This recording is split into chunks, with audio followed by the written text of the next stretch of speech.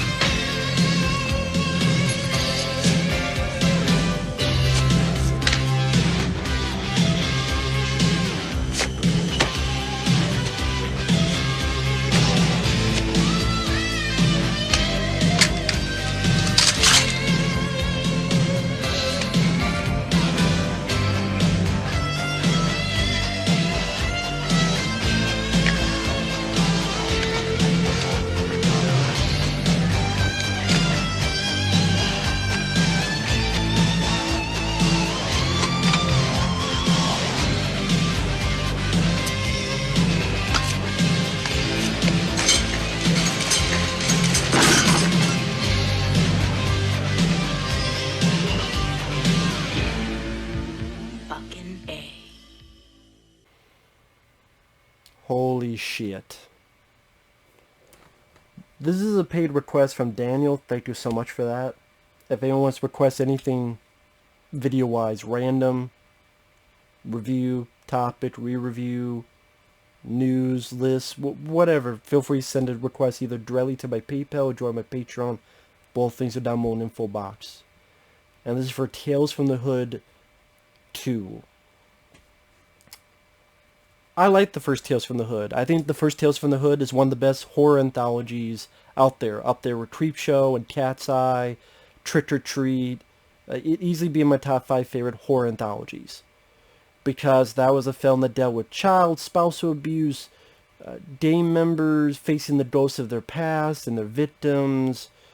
But it was done with some fun special effects, a pretty solid script, a budget, and for the most part was serious. Tales from the Hood was mostly a serious movie. This felt like a fucking parody of Tales from the Hood. And what's more sad, this is from the same writer and director. Same director, same writer of the first film. And the director's name is Rusty. Yeah, you're fucking rusty.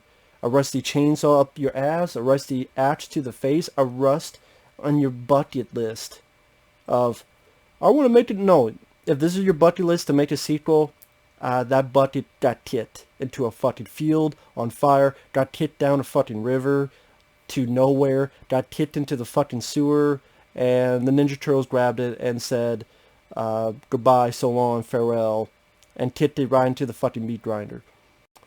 This is a shitty sequel because not only because of bad acting, not only because of terrible writing, not only because of goofy bullshit that I'm going, is this meant to be a parody?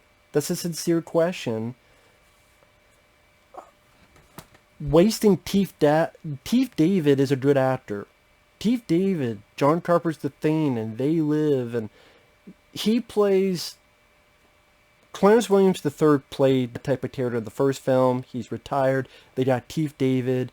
And he does the best that he can, but when you're handcuffed with a horrible script, a director who is ready, and the fact that they thought this movie, this script would work, is laughable. Purely laughable and confusingly inept. Considering I thought, hey, they did a good job with the first movie. But at the same time, when was that first movie made? How many years has it been? Now you did a sequel. And I fucking knew there was going to be a lot of political shit because the wraparound is, it's fucking Donald Trump. I don't give a fuck what the makers of the film say or don't say. It's supposed to be Donald fucking Trump. And I'm tired of fucking movies doing that shit. I don't even like Donald Trump, and I don't like Joe Biden. Tangent, I don't like politics. I don't like either one. I think they both suck. One's an asshole, one sniffs kids. I don't like either one.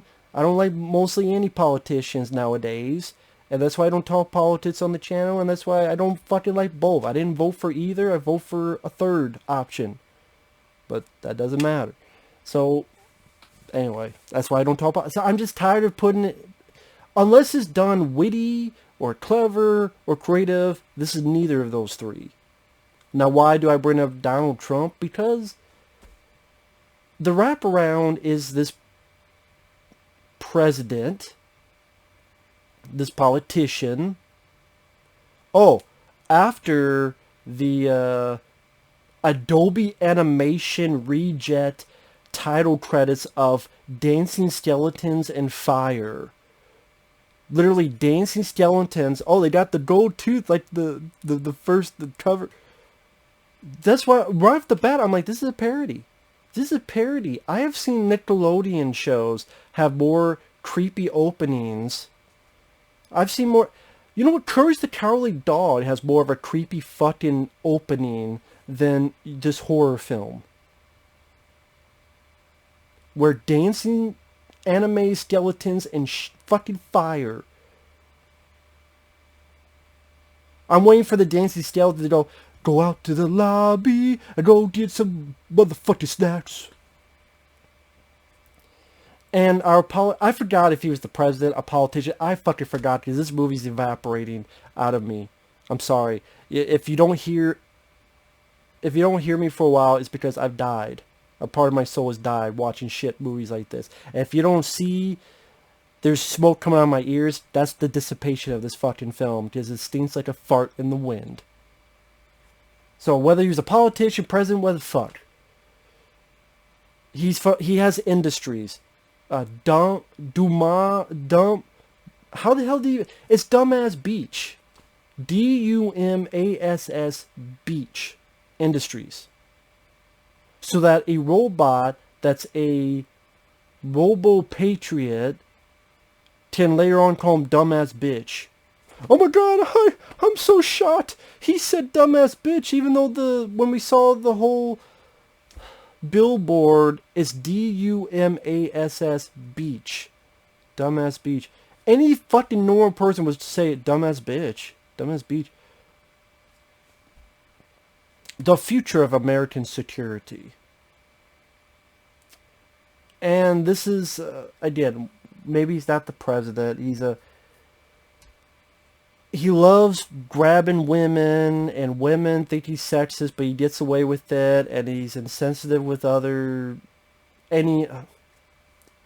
heavy-handed as a fucking sledgehammer to the face, where he's complete and utter racist.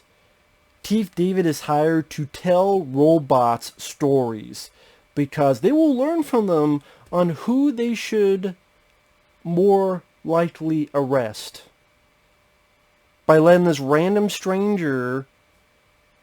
But we've heard a bit that you like to tell stories, so please tell stories. Our robo-patriots will hear it. They'll hear it.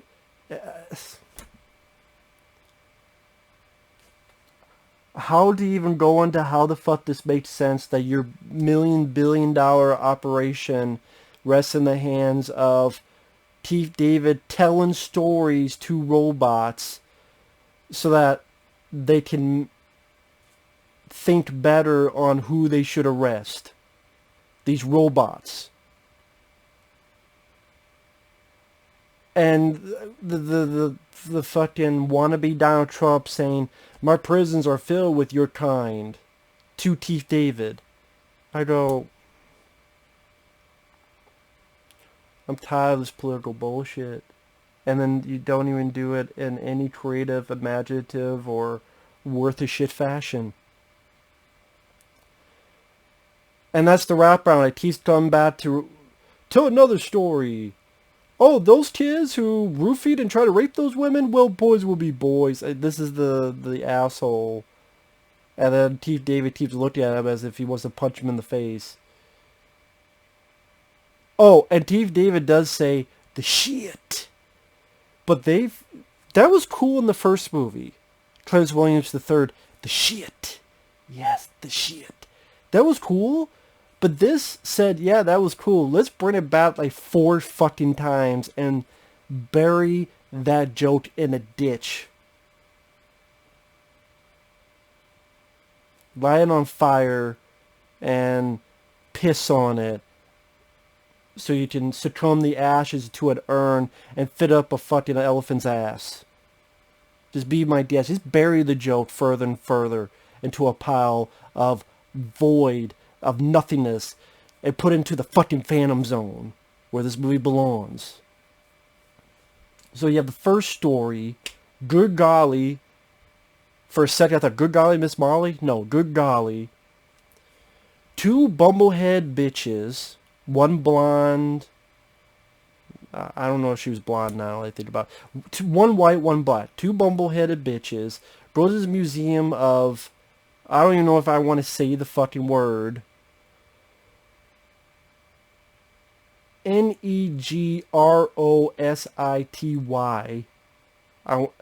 Where this guy at first seems like a serious guy who wants to tell the history about how this horrible stuff was made, this propaganda, these dolls were made for racism. And they're here to let people remember this dark part of our history. But then at the end of that segment, he's now a psychopath. They call you a stereotype, but they made you that way. I'm like, you're trying to teach us a lesson about history, but now you're a cartoon. It negates anything that you want to say on a deeper level, which you can say for every one of these fucking stories, or pretty much every one. So, you know how the first movie had these dolls? It's dolls again, but it's, you know, Gumby, or the Jack in the Box mascot, or the gingerbread man from Shrek, or like imagine that but black and like stuffed with cotton or whatever, and had these big eyes and red lips. The white girl tells about how she loved these, and her mom or grandma gave it to her. Love them, I love these, and I want to buy them. And the guy's like, no, you're not buying this. So later on, they go on to steal this fucking doll. The black girl and her boyfriend see a whipping post. You know the type of whipping post the slaves whipped on? And they decided to get kinky in the middle of the fucking shop. Please whip me, master. I'm like, what the fuck am I watching, man? Some shit breaks because they're idiots, and then the doll becomes a human-sized mascot for a racist football team. I mean, it's a person wearing a suit with the big imagine the gingerbread man but black, from Shrek, but has a mascot like a fursuit, not even a fursuit, like a mascot with a bubble. I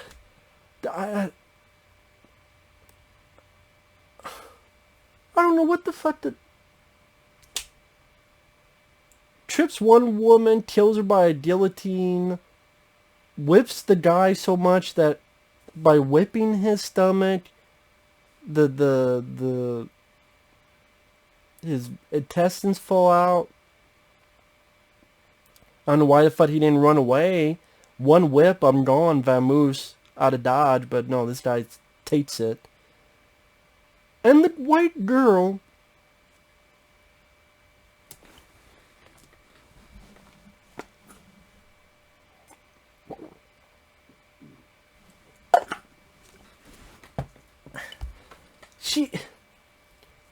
she just saw her 2 friends die horrible deaths, but she gets horny and says, I love you. Don't you know I love you? Then the wannabe Jack in the Box mascot, Black gingerbread man. He grabs the girl's ass. They fuck off camera. It cuts some time later. She gives birth to more dolls. And that's where the owner, who was a serious guy telling a history of this, is now a cartoon. They call you a stereotype?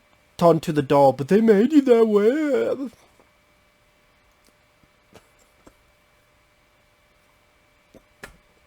See, this is another reason why I'm like, don't make sequels.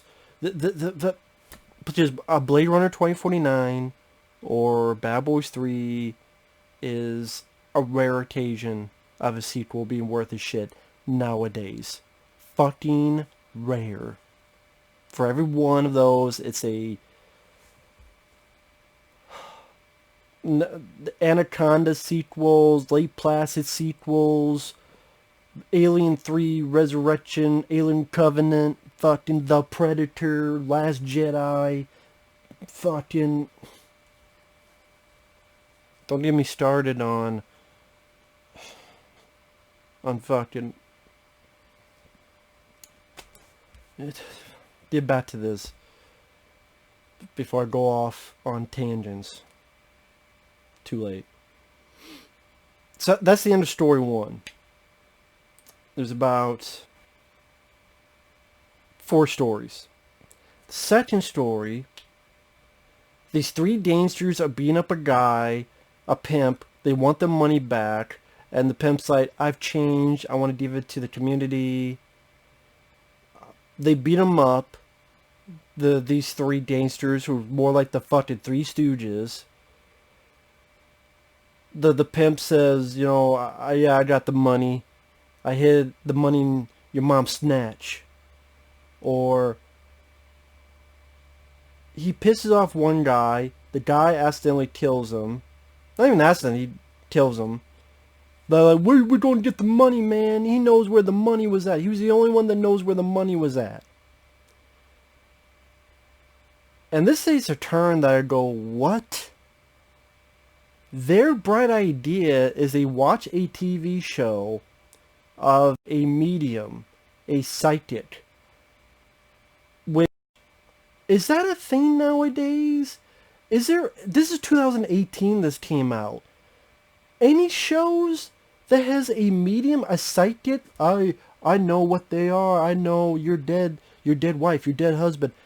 There's none of that on a TV in 2018. And this is supposed to be like in the future where there's Robo Patriots because Chief David's telling a story. But... And then they decide, we gotta ask, they think this guy's for real. He's not, he's a fake, but they think he's real. And they think he's a Mr. Cleo, married to Miss. They seriously go into, and he looks rich, like this guy looks rich, he's got a rich house.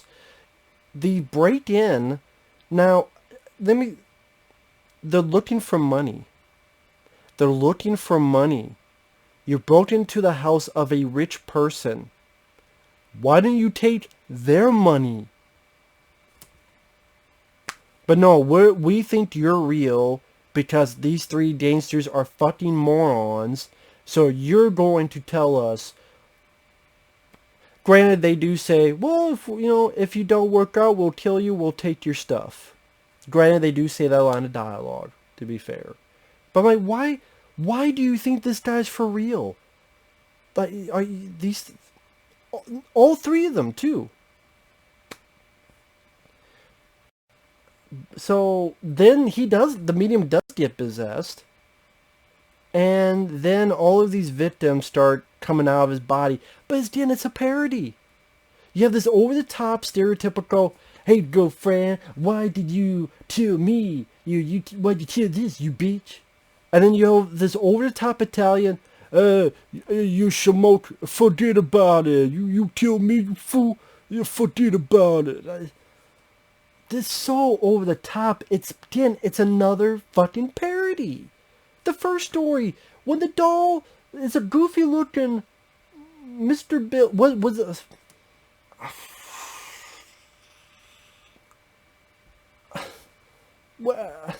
And then this, Tales from the Hood was not a comedy. Tales from the Hood was not a parody. It wasn't. I mean, the segment with David Alan Grier in the first movie is a very dark, serious, creepy story. That's a take on child abuse. This, after finally the pimp possesses him, he starts dancing going, I love the spinners. You ever see this one? Twists one of the guy's heads around in a bad CG effect. The second part, he says something to the fact of people who eat glasses and how... People who eat glasses and how... I don't know what the fuck he said. Now, it's supposed to be a takeoff, people who smash rocks in glass houses. That whole... If you haven't heard of that, look it up. People who smash glass... I can't think straight. I'm not going to touch the webcam because I'll fuck it up. God damn it. Stop with these stupid fucking straight to video piece of shit. Stop it. If you don't know what the fuck you're doing, don't do it. Don't do it. Don't do it. Hard Target 2, Tales from the Hood 2. Fucking... The Bulletproof 2 that I fucking...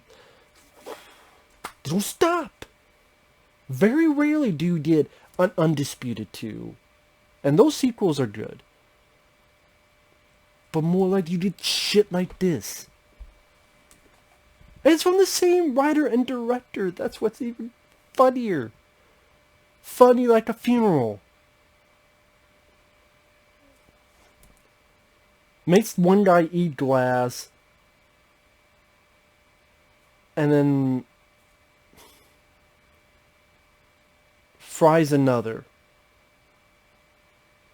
Now he's talking in a stereotypical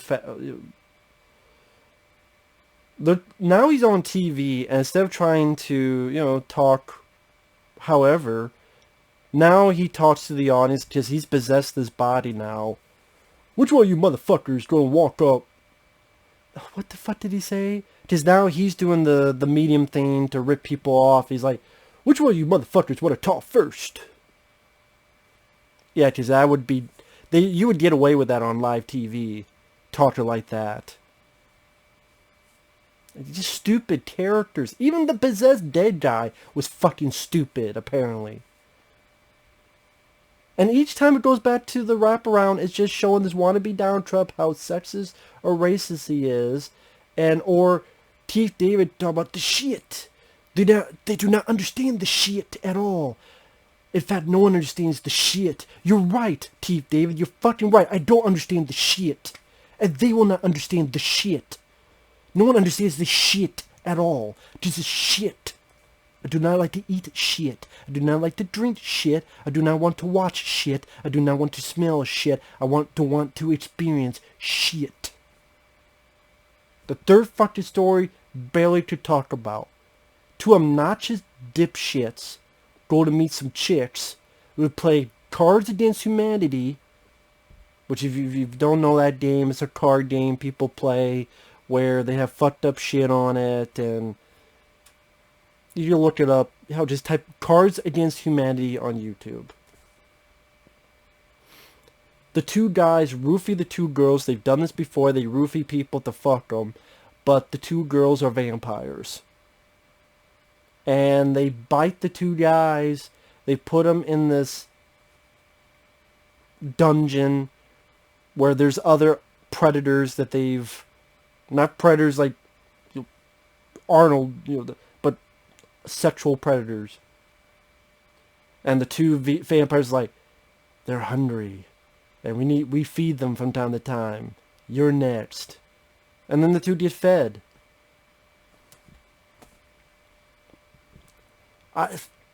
Not much to say about it. Two guys, who gives a shit about them. They're playing Cards Against Humanity. thank you for wasting my time watching this. The two girls, I don't care about them vampire chicks.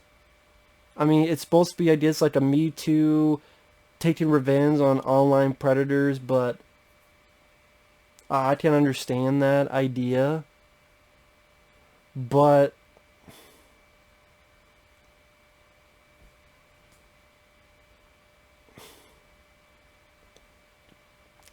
it just does nothing to make it entertaining or funny or creepy or scary or creative. I mean, for some reason it almost reminded me of Seven Creepshow 3. Where the girl goes to meet the guy and she's a killer, but you find out the guy's a monster, like a weird vampire monster type. I mean, this did nothing for me. The fourth story was more insulting than anything, because after all of this either ridiculous parody shit in your first two stories, or this big heaping of nothing in your third story, now you bring in the real life story of Emmett Tills. If you don't know who Emmett Tills is, he's a guy in the 50s who people accused that he did something to a woman, so he got dragged, beaten up, lynched, killed.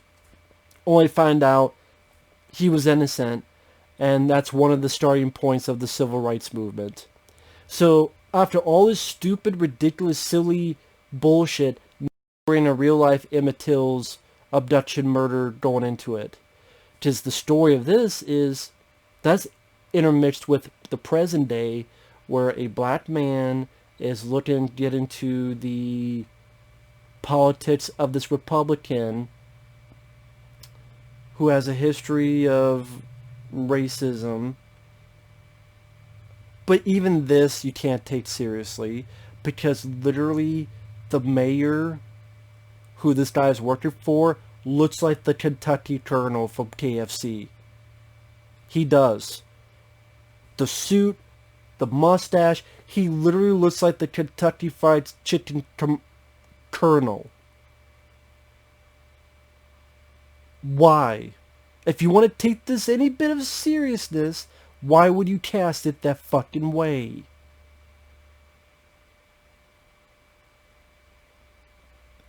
And what it's trying to tell with the story is, this guy in present time is pretty much, the way they view it, selling out his own race to get in with this. His mom doesn't appreciate that. This guy, this older guy, his job is just to repeat the sacrifice about 18,000 times.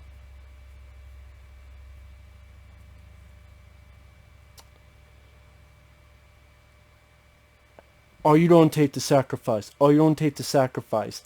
Pretty much saying, hey, you're going to die soon, and are you going to take the sacrifice or not? And then Emmett Till's going, maybe I shouldn't take the sacrifice.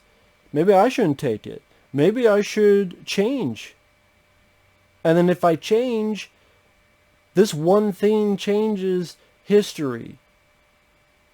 So now his wife, who's pregnant with his child, hates him, and the cops are beating him up, and I'm going, number one, there's a lot more stuff than Emmett Tills. Number one. Number two, I don't think Emmett Tills himself will look at that as a sacrifice. I sacrificed myself. More like I got murdered. Now, if you want to do a story where it's time travel, someone goes back, saves Emmett Tills, but then something bad happens, and then you talk to Emmett Tills, and he looks at both directions, and then he's like, you know what, I am going to sacrifice for the greater good.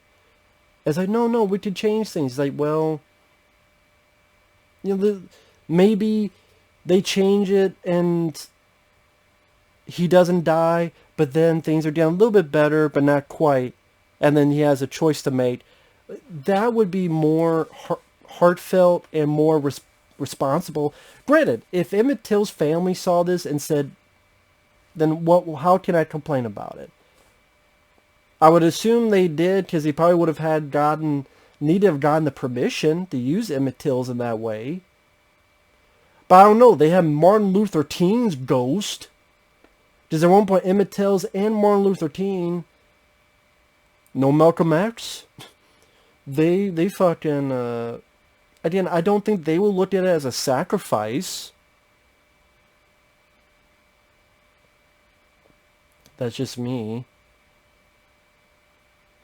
It also doesn't help that you try and do this serious statement, and 5 minutes later, when this segment ends, fucking BB from Deli Friend calls your wannabe Donald Trump a dumbass bitch. And then his dumpster fire CG cartoon chases wannabe Donald Trump. So again, you're trying to have this serious statement, which I don't think was done that well, in my opinion. Because I think at times it's ham-fisted. At times it's poorly written, among other stuff. And again, it's kind of weird that you put it in the middle of good golly doll with the big lips and then becoming a human, just a person wearing a fucking mascot suit. And then fucking a chick who loves him, and then again, a fucking... If you've never seen Deadly Friend, the Wes Craven film, if you remember the BB robot, if that was red, white, and blue, or red and blue, whatever, that's what this looked like. Because, okay, that segment ends, then we're wrapping up the wraparound. He's standing for enemies. Stands some people, finally stands him and calls him dumbass bitch. I was supposed to laugh because he called him a dumbass bitch. You didn't see that coming, did ya? Yes, I did. And then, again, dumpster fire cartoon CG chases him. Wannabe Donald Trump gets shot. Chief David picks him up. And, ooh, what a big surprise. Chief David is the devil. How can you be surprised because they did that in the first movie?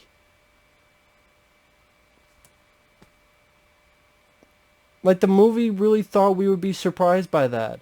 If you're watching this, you probably have seen the first film. Otherwise, why are you watching Tales from the Hood 2 if you haven't seen Tales from the Hood 1? Unless it's a paid request. But Tales from the Hood is a really good movie. And then this is just a cheap... It looks cheap. The effects look cheap. Lazy, uncreative, poorly written, inept, dunderhead of a sequel. As in, what were they thinking? What were they thinking? And there's barely the hood in a film called Tales from the Hood. There's barely any hood. When I tell you the stories, maybe the Three Dangers beating up the pimp, that's as close as it gets to the hood. Emmett Till's, like, that's all out in the country, in the South. The beginning, some little museum in the middle of nowhere. The wraparound, some field in the middle of nowhere. Where's the hood in this Tales from the Hood? Where's the hood? Where's the hood of that? Yo, yo, where's the hood of that? Whoa, whoa, where's the hood in Tales from the Hood? Where's the fucking hood? Oh, the hood of the car? No, it's not the hood of the car, Mr. Director Rusty. Did you forget that? The hood of the car the Chief David's driving. No, that's not the hood. Wrong hood. Oh, it's the hood of my car driving the fuck away from this movie. Into a fucking cliff. Into a cliff? Yeah. It flew off, turned around, and smashed right into the cliff. Not even going off the cliff. No, going, use some flubber, have the car turn that some bitch sideways, stick up somebody's candy ass, and go into a fucking cliff. Just like this franchise went to a cliff. And over a cliff, and down a cliff, and up a cliff, just like it went up my ass. And this movie belongs in anyone's ass. Actually, no, because it hurt. Like a fucking stunted, stilted, dipshit dildo. This is a piece of shit sequel. The reason I'm furious is because the first movie is really fucking good. And the same writer and the same director, this is the best you come up with? This is pathetic. This seems like more in the vein of the people that made Creepshow 3. Those guys. I forgot what the fuck they were called again. Who did Creepshow 3? Doesn't matter. Fuck this movie. Piece of shit. Later.